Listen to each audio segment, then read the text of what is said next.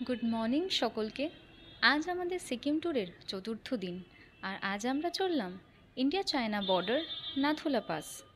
তার সাথে আরও অনেক সাইট সিন আছে, সেগুলো দেখার জন্য তোমাদের পুরো ভিডিওটা দেখতে হবে। আর তোমরা যদি এখনও আমার চ্যানেল সাবস্ক্রাইব করে না থাকো, তাহলে ঝটপট এক্ষুনি আমার চ্যানেলটা সাবস্ক্রাইব করে নাও। এটা হলো ফার্স্ট চেকপোস্ট। এখানে আমাদের পারমিটের একটা কপি জমা দিতে হয়েছিল।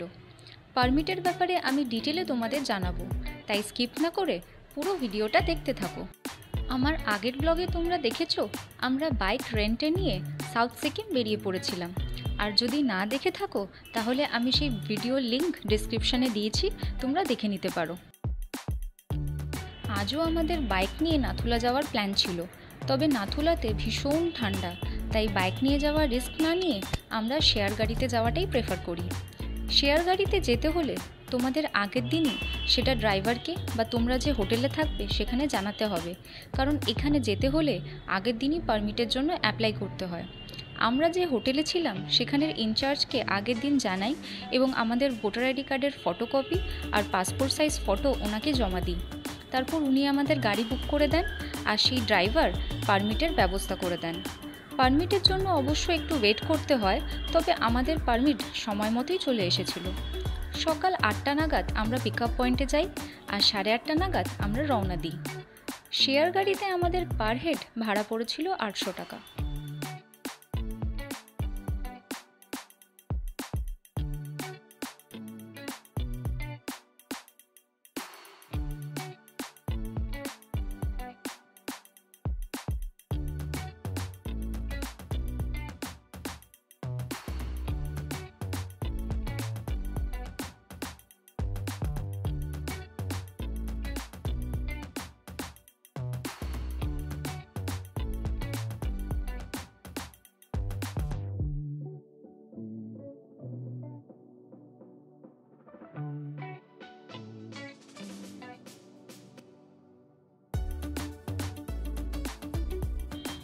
রাস্তার ধারে এই যে সাদা ফ্ল্যাগগুলো দেখছো, আমি আমাদের ড্রাইভার দাদাকে জিজ্ঞেস করি এগুলো কি আর কেন লাগানো হয়েছে। উনি আমাদের জানালেন যে এখানে কোনো ব্যক্তি মারা গেলে ওনার আত্মার শান্তির জন্য বুদ্ধিস্টরা এই ফ্ল্যাগগুলো লাগিয়ে থাকে। তবে এখানে আরও অনেক কালারের ফ্ল্যাগই আমি দেখলাম, সেগুলো এক্স্যাক্টলি কেন লাগানো হয়েছে সেটা আমার ঠিক জানা নেই। তবে তোমরা যদি জেনে থাকো আমাকে অবশ্যই কমেন্টে জানিও।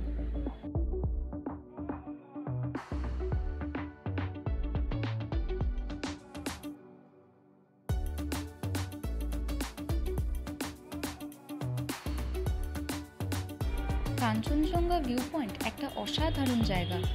এখান থেকে কাঞ্চনজঙ্ঘার দেখা পাওয়া যায়। তবে আজ ওয়েদার খুব একটা ভালো ছিল না, চারিদিকে মেঘেদের আনাগোনা, তাই কাঞ্চনজঙ্ঘার দেখা আজ আর পাওয়া গেল না।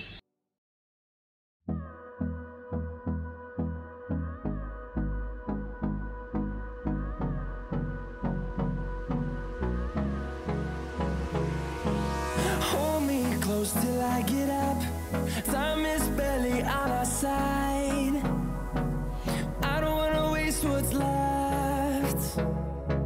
The storms we chase are leading us, and love is all we'll ever trust. Yeah, no, I don't wanna waste what's left. And on we'll go,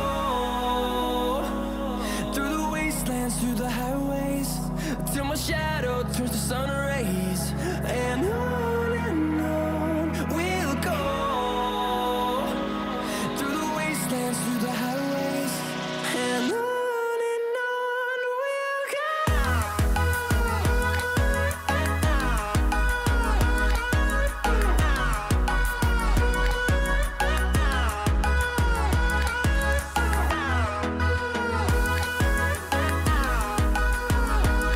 Nathula যাওয়ার রাস্তার কথা যদি বলি তাহলে বলবো রাস্তা খুবই ভালো ছিল আর অনেকটা চওড়াও ছিল। এখানে বেশিরভাগ জায়গায় BRO বা বর্ডার রোড অর্গানাইজেশনের আন্ডারে আছে। রাস্তার ধারে ধারে তোমরা অনেক আর্মি ক্যাম্পও দেখতে পাচ্ছ। No, I don't want no rest. Echoing around these walls, fighting to create a song.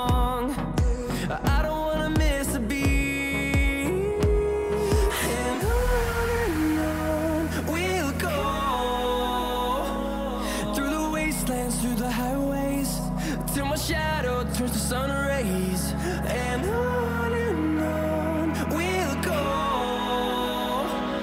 through the wastelands, through the highways. And on we'll go.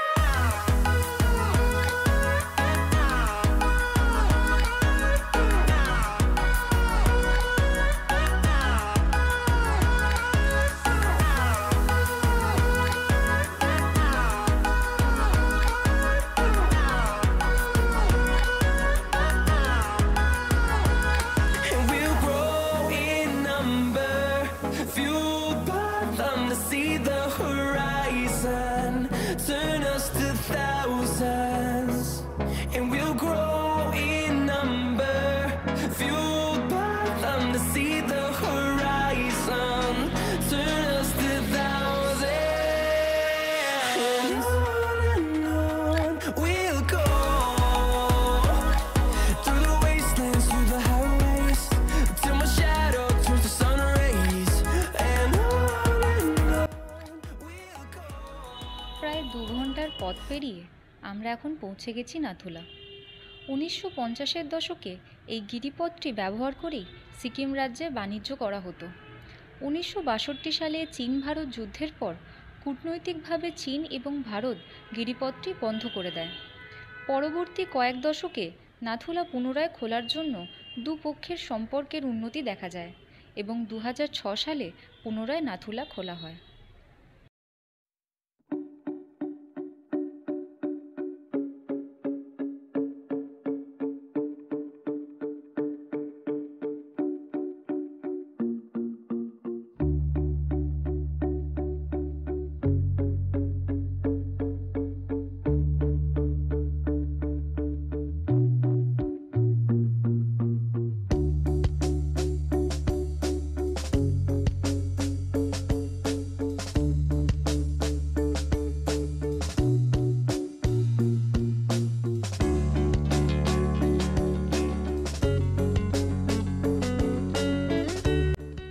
তোমাদের কারো যদি শ্বাসকষ্ট থাকে তবে অক্সিজেন ক্যান বা কর্পূর অবশ্যই সাথে রেখো। আর এখানে আসার পর আস্তে আস্তে হেঁটে ওপরে ওঠাই শ্রেয় বলে আমি মনে করি। এখানে এখন টেম্পারেচার হলো 4 ডিগ্রি সেলসিয়াস, তবে ভীষণ ঠান্ডা হাওয়া চলছিল, ফোনটাও ঠিক করে ধরতে পারছিলাম না।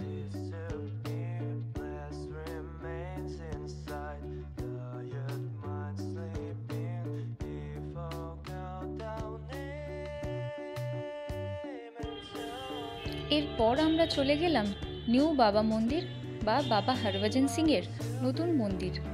এখানে প্রতি রবিবার লঙ্গরের ব্যবস্থাও থাকে।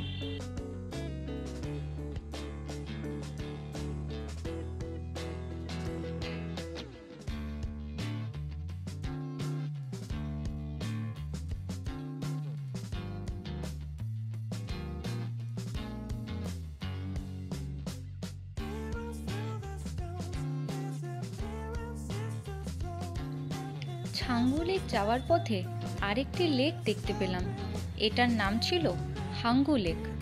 লেকের ব্যাপারে জানতে হলে তোমরা বোর্ডের ফটোটা একটু পজ করে পড়ে নিতে পারো। এই লেকটা এশিয়ার হাইয়েস্ট অল্টিটিউড বোটিং লেক।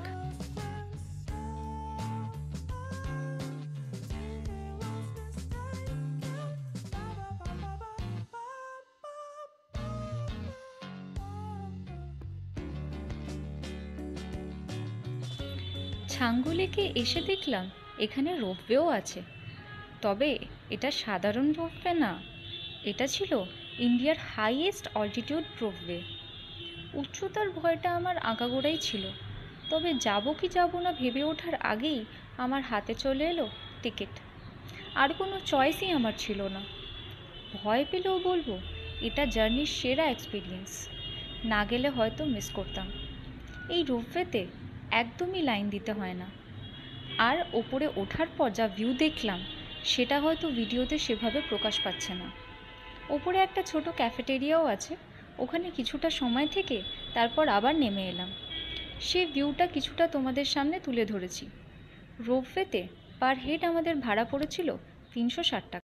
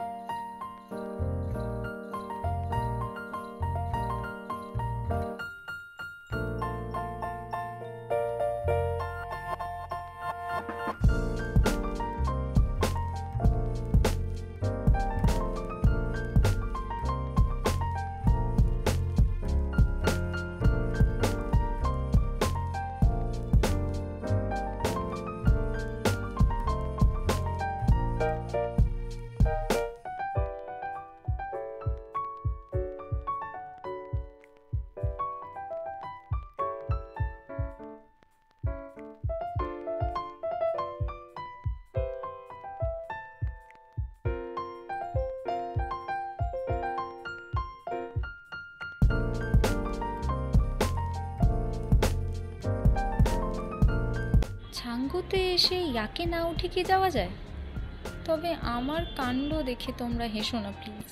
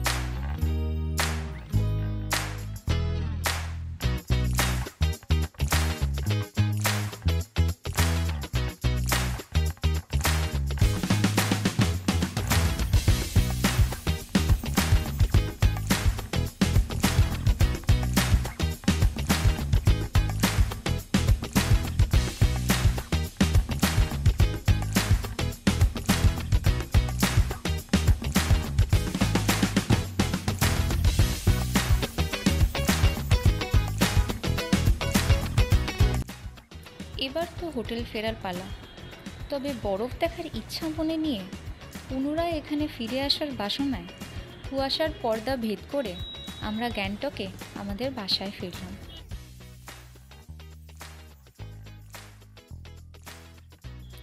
আমার ভিডিও ভালো লেগে থাকলে অবশ্যই লাইক, কমেন্ট এবং শেয়ার করো।